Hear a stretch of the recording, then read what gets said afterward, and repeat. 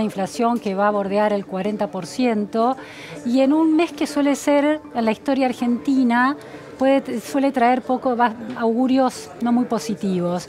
Está con nosotros la ministra de Desarrollo Social y Hábitat de la Ciudad de Buenos Aires, Guadalupe Tagliaferri. Muchísimas gracias, Guadalupe, por estar aquí. No, un placer. Gracias por invitarnos. Guadalupe, un repaso de algunos números, indicadores importantes de la Ciudad de Buenos Aires. Niveles de pobreza, niveles de indigencia al día de hoy. ¿Cuáles son las últimas cifras que se tienen? Nosotros en la ciudad tenemos un sistema hace muchos años ya creamos un propio sistema de estadísticas y censo, y la situación de pobreza en la Ciudad de Buenos Aires es del 18,4%. Venía bajando hace varios años, los primeros semestres del 16 y del 17, en el último semestre aumentó un poco. Nosotros la medimos trimestralmente y alrededor del 5% en situación de indigencia dentro de la Ciudad de Buenos Aires. Números distintos a los del INDEC, pero a nosotros nos gusta, desde la época donde el INDEC no medía la situación de pobreza, tenemos eso. De todas formas, desde el Ministerio, desde el Gobierno, no especulamos con los números de pobreza. Sabemos que tenemos indicadores de pobreza, por suerte, mucho más favorables que el resto del país, pero ¿El promedio nacional cuál? Están cerca del 28%. Pero no especulamos con eso. Nosotros seguimos trabajando para garantizar esto que planteabas, la asistencia, el acompañamiento a todas las familias de la Ciudad de Buenos Aires, independientemente de si el número baja o sube. Si sube, nos preocupamos y redoblamos nuestros esfuerzos, pero cuando ha bajado no dejamos de estar presentes. De ese 5% de indigencia, 1.000 personas están viviendo en la calle. ¿Esas son las cifras que tiene la ciudad? ¿O? Nosotros hacemos anualmente un censo. Un censo es una foto de ese día, en ese momento, que lo hacemos hace 8 años, y que entre casi 1.100 personas esa noche, ese día, estaban durmiendo en la situación de calle en abril. Lo que importa es destacar que no todas las personas que vemos en la ciudad durante el día buscando alguna forma de sobrevivir, sea porque están cartoneando, porque están pidiendo, porque están haciendo alguna cuestión de venta ambulante, es gente que a la noche duerme en la calle. La foto que se saca es sobre aquellos que duermen en la calle, no que trabajan durante el día en la ciudad. Claro, entiendo. Guadalupe, me interesa si tenés esta visión, esta curva más larga desde 2008 que planteabas hasta ahora. ¿Cómo ha evolucionado ese índice de pobreza y de indigencia en la ciudad? Porque estamos siempre dentro de la misma gestión de gobierno, ¿no? A ver, por lo menos en las cifras aproximativas. La verdad que del 2008 a la fecha, hacerte el análisis entero... No año por año, pero se ha subido, se ha duplicado, reducido. Lo que pasa es que la Ciudad de Buenos Aires, nosotros podemos medirla, pero tiene que ver con los contextos económicos que van sucediendo a nivel país. Nacional. Entonces, a nivel país, cuando hemos tenido indicadores positivos, se ha mejorado, y cuando han tenido indicadores quizás menos positivos en todo este proceso de todo un ciclo. Sabemos que del 2008 a la fecha ha habido distintos ciclos económicos que también afecta. ¿Cuándo fue el año que hubo menor porcentaje de pobreza y de indigencia en la Ciudad de Buenos Aires? Nosotros, en principio del 2016 tuvimos un indicador bastante bajo, que es el 15,6% de pobreza, que eso se vio por el contexto nacional, pero también lo que nosotros entendemos que sí nos da una herramienta para trabajar es todo lo que ha sido obra pública en la Ciudad de Buenos Aires. Todos los procesos de urbanización de la Villa 31, de Rodrigo Bueno, de Fraga, todo lo que son la construcción de la Ciudad Olímpica, de la Villa Olímpica, las construcciones de más de 1.600 viviendas en Papa Francisco, empleó mucha obra pública, ni hablar de Paseo del Bajo. Toda esta cuestión facilita. De hecho, en el último indicador que tenemos de medición de desempleo, el desempleo sube 1 punto y pico, casi 2 puntos, pero baja en la zona sur de la ciudad. Que es la más afectada por la pobreza, ¿no? ¿Pero por qué? Porque ahí, por ejemplo, en lo que fue recientemente terminado, lo que son las 1.300 viviendas de Papa Francisco, se emplearon 900 personas para trabajar en un lapso de 2 años como continuo. Entonces, la demolición del Elefante Blanco empleó más de 100 personas, y la construcción de la nueva sede del Ministerio tiene cerca de 200 personas empleadas en la zona sur de la ciudad. Entonces, todas estas políticas van ayudando. Lo importante... Ahora, ese empleo siempre es empleo público, ¿no? Este que señalás, o las empresas constructoras que emplean gente para desarrollar la infraestructura pública. ¿Cómo es esto? Obra pública, que se licita, que se contratan empresas, que contrata personas. Entonces, no es empleo público. ¿Está dentro de los pliegos de exigencia de licitación que contraten personal de la Ciudad de Buenos Aires? No de la Ciudad de Buenos Aires, en los procesos de obra, dentro de lo que son los barrios, en el caso del Elefante Blanco, de la demolición, ahí sí se pone 5, 10, 15, depende de la situación, donde le exigimos a la empresa que contrate personas del barrio. Porque no tiene sentido, el proceso de integración urbana es mucho más que llevar un caño. Si uno no trabaja integralmente con todo, incluso con dar trabajo como una oportunidad en una obra que está haciendo en este caso en Ciudad Oculta, queda como trunco. Es mucho más amplio la integración urbana. En el último año de gestión kirchnerista, ¿cómo era el nivel de pobreza en la Ciudad de Buenos Aires? No tengo, la verdad que si te digo exactamente el número te voy a mentir. Porque, a ver, si influyen dos factores, la macroeconomía de la Argentina, que depende del Estado Nacional, y la gestión del gobierno de la ciudad, si empeora es por la macroeconomía, pero si mejora es por la gestión de la ciudad. Es un conjunto de cosas, pero recordemos algo. Yo estaba en el Ministerio de Desarrollo Social en las dos gestiones nuestras anteriores con el gobierno anterior, nacional. Nosotros no teníamos conversación. Yo hoy tenemos en alguna estación con una familia que es de provincia de Buenos Aires o que tiene algún problema con algún trámite en ANSES y tenemos una conversación. Todas las obras que estamos haciendo en la ciudad es conjuntamente con el gobierno nacional. Antes no nos atendían el teléfono. Entonces, la verdad que el esfuerzo que se hacía era exclusivamente de la ciudad. Hoy poder trabajar en conjunto con toda la estrategia de obra pública, de acompañamiento social, de educación, lo que fuese, mejora la atención a la gente que más necesita.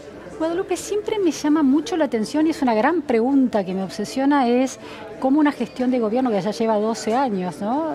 11, en diciembre años, 11. En diciembre van a ser 11 en la ciudad de Buenos Aires, y una ciudad que concentra el mayor PBI per cápita, mayor nivel cultural per cápita, es como una especie de principado dentro de una Argentina que tiene enormes desafíos. No ha logrado, con una población en términos de cantidad, 3 millones y pico de habitantes, una mejora sustancial de indicadores. Y, por ejemplo, hay una brecha de desigualdad enorme entre las comunas de la zona sur respecto de las comunas de la zona norte, en un indicador muy delicado que es la tasa de mortalidad infantil, por ejemplo. Las de la zona sur duplican prácticamente a las de la zona norte. Palermo, Belgrano, Núñez tienen la mitad de mortalidad infantil que Villa Lugano, Barracas, La Boca. ¿Por qué es tan difícil para una gestión de gobierno, que no creo que sean porque son demoníacos y quieren arruinarle la vida a la gente, cambiar esas tendencias?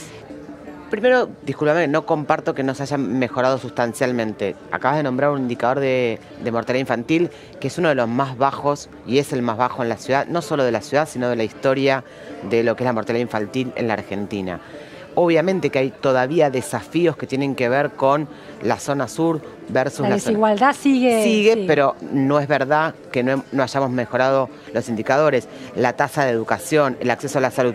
Lo que hoy no existe, lo que el mundo entero ya está conversando y también lo hacemos en la ciudad, es que la pobreza por ingresos es un indicador que no alcanza para medir la vulnerabilidad y la pobreza en general. Hoy el mundo entero, y en ciudad también, hablamos de pobreza multidimensional, que tiene que ver con acceso a la educación, que tiene que ver con acceso a la salud de calidad, gratuita y cercana, que tiene que ver con las condiciones del hábitat, y esto tiene que ver con toda la construcción y la infraestructura en villas, que tiene que ver con seguridad alimentaria y que tiene que ver con transferencia monetaria por ingresos. Todos esos indicadores son muchos mejores en la ciudad de Buenos Aires que en el resto del país y tenemos de los mejores en la región. Ahora bien, ¿el promedio no es 4 la tasa de mortalidad infantil en cada 1000 habitantes? No, en la ciudad no. No, en la región. ¿No es más baja? No, decía en términos generales, con acceso a educación, acceso a salud, con ingresos. En esta mirada multidimensional. Multidimensional.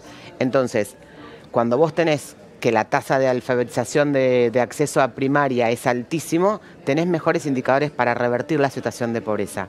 ¿Qué es lo que sucede? Nosotros entendemos que la pobreza se transmite dentro de las familias, en términos de acceso a la educación, acceso a la salud, mortalidad, nutrición y estimulación en los primeros años de vida, que mejoran los indicadores, sobre todo a lo largo del tiempo. Si solamente focalizamos transferencia monetaria, los círculos de pobreza al interior de la familia no los destruimos. Entonces es importante trabajar con lo multidimensional. Cuando hablamos, por ejemplo, decías no teníamos indicadores. Cuando nosotros asumimos en el 2008, no existían centros de primera infancia, que son lugares específicos para las familias con situaciones de vulnerabilidad para acompañar a sus hijos de 45 días a 3 años. Hoy hay 76, con 11.000 chicos, que son en el 80% de barrios pobres, que están estimulados, acompañados, vacunados, acompañadas sus madres, acompañados sus padres, garantizado el ingreso en igualdad de condiciones en la escuela primaria, garantizada la vacante en escuela primaria. Esos son indicadores que rompen a lo largo y en el mediano plazo los indicadores de pobreza. La pobreza no se destruye en un día solo por transferencia monetaria. No, eso entiendo, por eso digo, 12 años de gestión, ¿cuáles habían sido esos 11 caminos? 11 años, pero donde no teníamos obras, donde no teníamos conversación, donde si yo tenía una necesidad de una familia que necesitaba hacer un trámite en Nación, no tenía un teléfono que atendiera. Guadalupe, se trata de 500.000 personas que están en condiciones de pobreza. ¿Qué se espera que pase en diciembre con las demandas de estas personas, dado un cierto nivel de conflictividad social que se presenta? Hoy hay una reunión de organizaciones sociales en el Club Atlanta reclamando, muchas reclaman el aumento del salario de las cooperativas, otros reclaman mayor cantidad de centros de primera infancia. ¿Cómo se va a asistir en este diciembre a estas familias, a estas personas? El Ministerio tiene una enorme batería de programas que además van directo a las personas y no a través de organizaciones sociales. El programa Ciudadanía Porteña, que es una garantía de seguridad alimentaria con tarjeta donde la gente recibe plata y compra el alimento que necesita, lo lleva a su mesa y come ahí, no tiene intermediación, si compran alcohol se da de baja, lo que es la red de comedores comunitarios, los que son los planes de formación de empleo que además están subsidiados, los centros de primera infancia.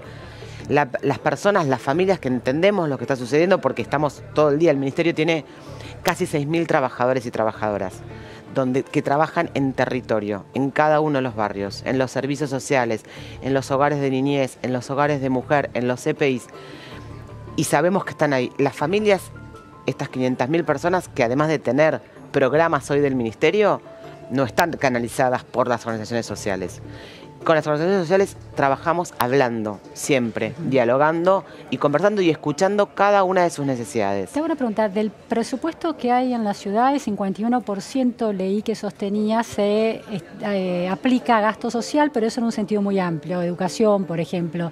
¿Cuál es el presupuesto que se aplica a ayuda social puntual a las familias y a las personas de bajos recursos? Para el año que viene, el presupuesto del Ministerio está estipulado en 15.800 millones de pesos. Para mi ministerio, cuando terminamos la gestión del 2015, la 2015, cuando terminó Carolina Stanley, el presupuesto era de 4.000 millones y estamos presentando un presupuesto para el año que viene de 15.800 millones de pesos para el Ministerio de Desarrollo Social. Muchísimas gracias, Guadalupe, por tanta información y tanta precisión. A ustedes. Nos vamos a Tolosa con Carla Ricciotti. Tenemos una mala noticia. Murió el asesino del niño de 10 años y el atacante de su madre. Allí en Tolosa, Carla Ricciotti, las últimas novedades. Sí, Luciana, podemos confirmar que ha fallecido este hombre que se pegó un tiro en la cabeza hace algunos instantes nada más y que había sido en principio trasladado en una ambulancia a un hospital zonal. Lo cierto es que también trascendieron algunos chats que él mantuvo